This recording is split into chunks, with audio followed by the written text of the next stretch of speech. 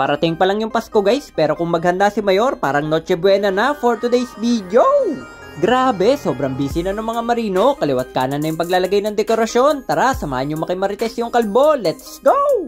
So ayun na nga guys, tignan natin kung paano maghanda yung mga seaman dito sa barko namin sa nalalapit na Kapaskuhan. Sheesh! Pero bago yan, magmerienda muna tayo para makakuha ng maraming energy bago maglibot-libot, oh yeah! Oh, nauna na sila sa kabihan guys. Ito yung ano natin guys. Grabe yung pahanda ni Mayor guys oh. Cake! Napakaangas par. Espesyal, merienda pa lang, panalo na. Bukod dyan, oh, Gloria in the house. Tapos dito pa guys, meron pa tinapay. Tapos na tinapay dyan guys. Mili ka pa ng palaman dito. Oh, tinapay. Oh.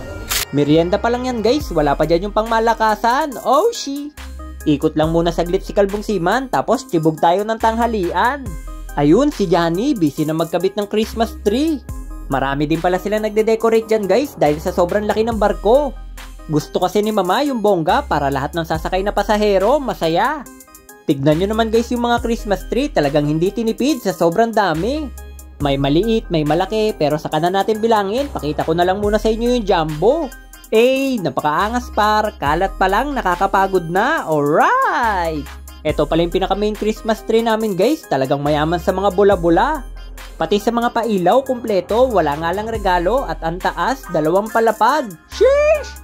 Tinitignan ko pa lang guys. Mukhang ang hirap ng ikabit pero madali na yung iligpit. Tara, food trip! Medyo ginutom ako dun kakalibot guys, kaya bawi tayo sa chibugan. Unang bungad, chicharap at tinapay, samahan mo pa ng only rice. Yung katabi, chicken sauté, fried rice at yung pampahaba ng buhay, pansit. Uy, mukhang mas gutom pa sa kalbo yun, halos mapuno na yung plato.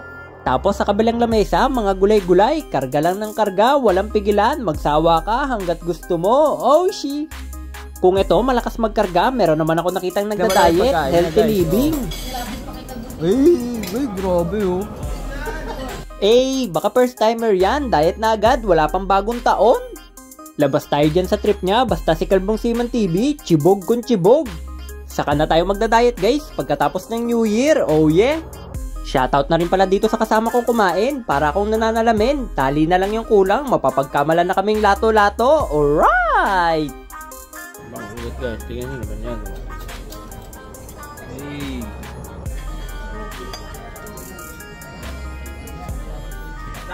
Baka chicharin niya.